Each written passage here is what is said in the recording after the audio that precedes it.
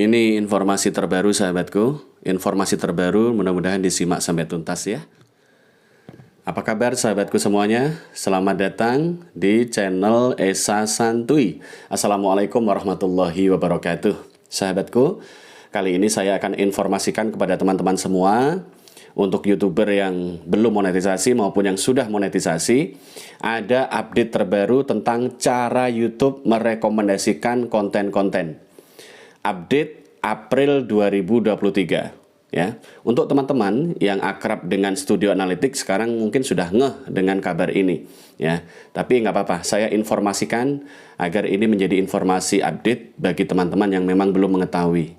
Oke, mulai April 2023 ini cara YouTube merekomendasikan konten-konten YouTuber ya, yaitu satu, pada saat 24 jam pertama ya, pada saat sehari pertama ya, konten atau sebuah channel diupload, kalau respon dari traffic bagus, respon dari penontonnya cukup bagus, ini akan mengangkat video ini untuk direkomendasikan lebih luas pada hari berikutnya oleh sistem rekomendasi YouTube. Ya. Jadi pada saat 24 jam pertama sebuah video ini diupload ya. 2 jam, 3 jam, 6 jam, 7 jam ya. Selama proses itu, apabila respon dari penonton cukup bagus, respon dari traffic cukup ramai, maka pada hari berikutnya video tersebut akan disebar lebih luas lagi oleh sistem rekomendasi YouTube. Ya, ini bisa jadi karena judul video tersebut menarik minat topik yang sedang tren di masyarakat, atau mungkin karena algoritma yang telah terbentuk sehingga publik mengikuti channel tersebut. Jadi apapun informasi yang muncul atau konten apapun yang hadir selalu disimak oleh banyak penonton di 24 jam pertama. Pada hari pertama lah intinya itu mudahnya ya. Nah, ini adalah kabar yang cukup menyenangkan bagi teman-teman pemula. Karena sekarang kita tidak perlu risau lagi ya. Kita perlu memantau 24 jam pertama konten kita. Kalau responnya cukup bagus, beberapa jam setelah upload ya, ini bisa 2 jam pertama, bisa 10 jam pertama, atau 15 jam pertama, itu responnya cukup lumayan dari traffic dan penonton, maka pada hari berikutnya rekomendasi akan disebar lebih luas lagi. Dan kalau hari berikutnya tersebut ternyata respon masih bagus, maka pada hari ketiga rekomendasi akan mulai luar biasa, lebih besar dan semakin luas. Nah, dengan luasnya rekomendasi yang ada pada sebuah konten, maka akan memberi peluang pada konten ini untuk mendapat penonton lebih banyak dari biasanya. Nah, permasalahannya sekarang adalah apakah semua video bisa seperti itu? Apakah kalau sebuah channel sudah mendapat rekomendasi besar-besaran dari YouTube, apakah video dari channel-channel ini semuanya akan mendapat rekomendasi seramai itu? Sebesar itu? Jawabannya adalah belum tentu ya, belum tentu. Jadi kalau ada 1 atau 2 video, sebuah channel mendapat rekomendasi gila-gilaan ya, 2 kontennya misalkan. Nah, ini tidak menjamin konten berikutnya juga sama, tidak. Tapi minimal lumayan ikut terangkat juga, walaupun tidak terlalu signifikan. Ya. Nah, kemudian hal yang perlu dilakukan oleh YouTuber selanjutnya atau konten kreator perlu melakukan riset terhadap konten yang mendapat rekomendasi besar tadi. Kenapa video yang tadi atau video yang kemarin bisa mendapat rekomendasi luar biasa? Nah, kita belajar dari situ untuk analisis. Inilah yang disebut bahwa setiap konten kreator lah yang paling tahu bagaimana channelnya. Maka dari itu tidak ada salah kalau pada saat kita mendapat rekomendasi yang cukup bagus, kita buka Analytics Studio. Mulai teliti dari judul yang kita buat. Kemudian konsep video yang kita sajikan seperti apa. Kemudian 10 jam pertama respon publik seperti apa. Nah, kalau kita sudah mulai mengenali ciri-ciri konten yang mendapat rekomendasi seperti ini karakternya, maka itu bisa dilanjutkan, bisa diduplikasi dengan video selanjutnya. Ya, kita bikin yang hampir-hampir sama tapi tidak mirip, ya, hampir-hampir saja. Judulnya ya, mungkin dibedakan dengan koma dan kata-kata sambung misalkan. Tapi inti dari pembahasan di dalamnya itu hampir sama. Hampir sama. Nah, ini akan bisa mengulangi kesuksesan rekomendasi yang berulang. Ya.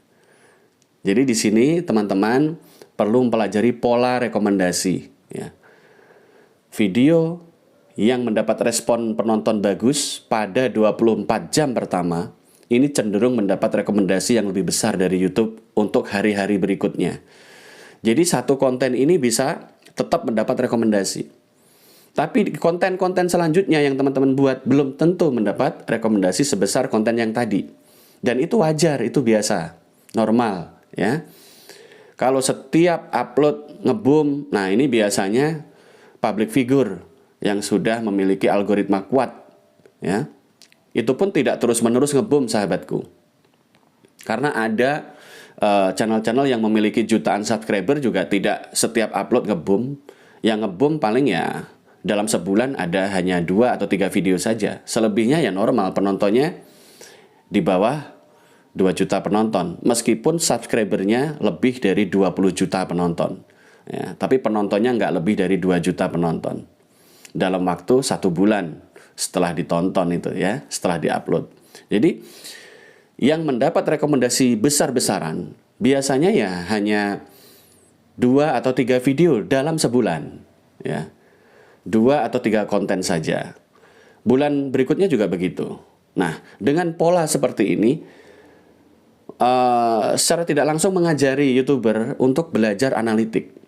Oh, konten saya yang meledak ini, ciri khasnya ternyata begini. Awal-awal 24 jam pertama ternyata karakteristik begini, langsung disambut oleh banyak penonton. Nah, ini menjadi bahan pertimbangan dan pembelajaran agar teman-teman pemula juga membuat pola yang hampir sama. Jadi kita harus sering-sering menganalisa video kita. Video yang mendapat penonton biasanya sedikit, terus tiba-tiba mendapat penonton lumayan banyak. Nah, ini kita pelajari. Kenapa bisa lebih banyak dari biasanya? Nah, seperti itu ya sahabatku.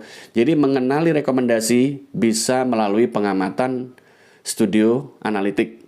Dan itu bisa dilakukan oleh masing-masing YouTuber. Mungkin awal-awal masih bingung bagaimana mengaplikasikan dan membaca Analytics Studio. Nanti lama-lama juga nggak bingung, sudah terbiasa. Nah, ini sebenarnya untuk mempelajari topik trending, sahabatku. Topik minat penonton, trending yang terjadi, sehingga judul dari video tersebut mudah ditemukan oleh banyak penonton. Karena sedang in, sedang tren. Biasanya seperti itu. Nah, kalau kita mengandalkan penonton reguler atau subscriber, ya, subscriber yang sudah mengikuti, nah itu pun nggak masalah sebenarnya. Karena subscriber yang setia biasanya akan menonton video-video dari channel yang aktif upload video. Apapun yang disuguhkan biasanya tetap ditonton. Karena ada subscriber-subscriber yang karakternya loyal ya, atau subscriber setia. Nah, inilah sebenarnya yang dihasilkan dari terbentuknya personal branding atau branding channel ya, channel branding. Channel Denny Sumargo kan brandingnya begitu, tentang obrolan ya, kadang obrolan yang sedikit berani ya. Terus kemudian channelnya Deddy Corbuzier itu kan juga seperti itu karakternya, brandingnya seperti itu. Jadi masyarakat ini sudah tahu harus kemana. Kalau mencari hiburan yang begini, itu harus ke channelnya siapa. Kalau ingin melihat podcast yang begini, itu harus ke channel siapa. Nah, ini personal branding dan channels branding yang sudah dimiliki. Dan itu dibutuhkan waktu memang. Dibutuhkan waktu. Lebih dari 1 tahun untuk membentuk branding seperti itu. Sehingga membuat sebuah channel semakin berkembang. Jadi untuk teman-teman yang baru memulai YouTube kurang dari 2 tahun, jangan kecil hati. Ya. Karena memang butuh waktu untuk berjuang di YouTube ini sampai personal branding terbentuk kuat dan channels branding terbentuk kuat. Kalau 2 hal ini sudah terbangun, maka akan terjadi yang seperti kita bahas tadi. Sistem rekomendasi akan bekerja lebih lancar, ya, lebih sering menyebarkan lebih luas lagi konten-konten kita ke pemirsa umum, masyarakat umum, penonton alami, ya. Nah, jadi kalau kita berjuang masih kurang dari 2 tahun, ya itu masih sebentar, ya. Sedangkan untuk membentuk personal branding dan channels branding dibutuhkan konsistensi 2 tahun minimal. Sanggupkah kita konsisten untuk waktu 2 tahun ini? Secara intens, upload video, rutin upload, rajin produksi video, ya.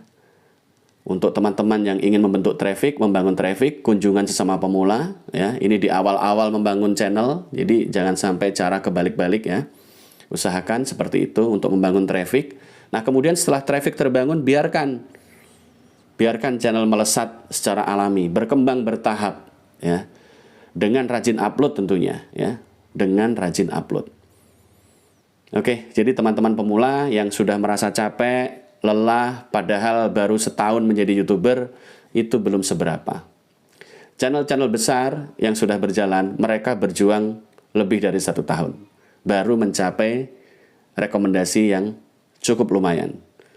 Sistem kerja dari YouTube ini adalah bagaimana kita konsisten sebagai konten kreator. Itu saja, ya. Dengan konsistensi. Kemudian mengaplikasikan metode-metode khusus yang bisa mengembangkan channel kita berkembang. Itu juga penting untuk diaplikasikan. Jadi kalau belum 2 tahun, saya kira itu belum apa-apa. Bang, tapi saya 2 tahun belum monet-monet, Bang. Berarti ada yang salah. Caramu mengembangkan channel ada yang salah, ya. Karena normalnya 8 bulan membangun channel dari nol itu sudah monet dalam bulan 9. Ya, pada bulan ke-9 biasanya sudah monet. Itu cara bangun channel yang tepat, ya. Kalau 2 tahun nggak monet-monet berarti ada yang salah dengan cara membangun channel tersebut. Oke, mudah-mudahan bermanfaat bagi teman-teman. Yuk kita belajar bagaimana meningkatkan konsistensi kita sehingga kita benar-benar konsisten upload, mampu bertahan untuk tetap konsisten sebagai YouTuber. Hasilnya perlahan tapi pasti akan bisa dinikmati oleh teman-teman semua, insya Allah. Oke sahabatku, saya pamit dulu di konten kali ini dan sampai jumpa di konten-konten selanjutnya. Billahi taufiq wal hidayah. Wassalamualaikum warahmatullahi wabarakatuh. Tingkatkan kualitas isi konten agar penonton betah, agar rekomendasi lebih besar. Semangat!